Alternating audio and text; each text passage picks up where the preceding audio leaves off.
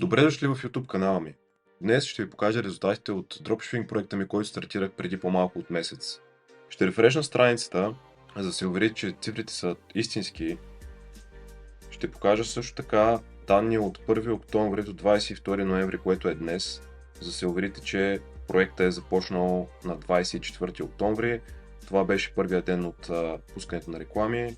Тук са визит от мен, докато билдвам самия магазин. Сега ще ви покажа и данните в Ads Manager. Тук също рефрешвам. Това е ревенюто, генерирано и тракнато от Facebook.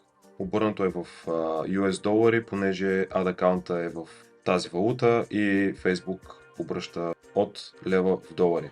Тук можете да видите за периода от 24 октомври до 22 ноември, което е днес. Ad spend е $1300.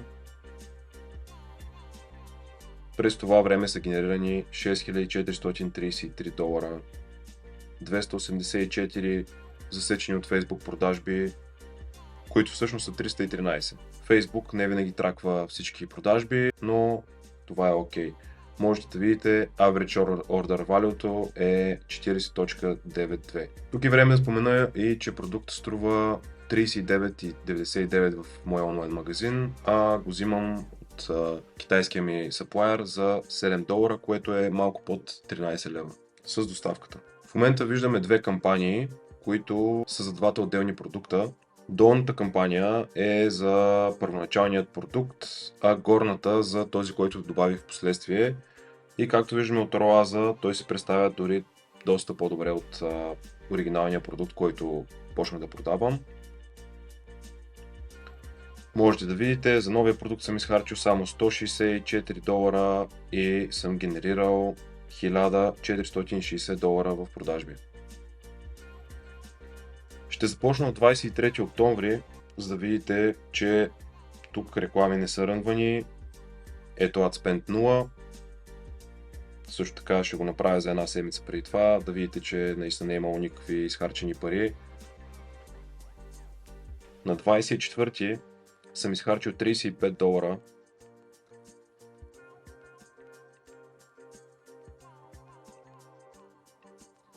което доведе до 0 продажби, но 11 автокарта и 9 чекаута, което изглеждаше доста обнадеждаващо. Продължаваме с 25 октомври, където пак изхарчих $35, но получих 4 продажби на стойност $86. Идваме в Shopify дашборда, 25 октомври, 4 продажби, 160 лева. Сега ще ви покажа и данните за първите 7 дни от рънването на реклами. 25 до 31, $1010 генерирани, при изхарчени само 239. Както виждате, горната кампания от продукта, който все още не беше включен в магазина и не беше адвертайзван, затова няма AdSpend тук. Можете да видите ROAS 4.2, 47 поръчки, 84 чекаута, 95 Add to Carts. Идвам в Shopify, 25 до 31, 50 поръчки всъщност и почти 2000 лева оборот.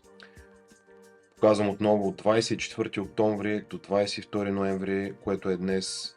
Изхарчени са $1300 за реклами, генерирани са 13 753 лева в продажби.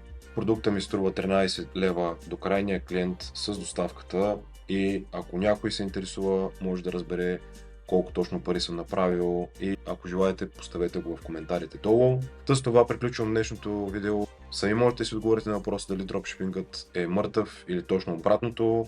Ако искате да създадете свой дропшипинг бизнес, цялата информация за намирането на продукт, създаването на магазин и рънването на реклами съм описал в наръчниците ми, линкнати долу в описанието. Успешен ден от мен!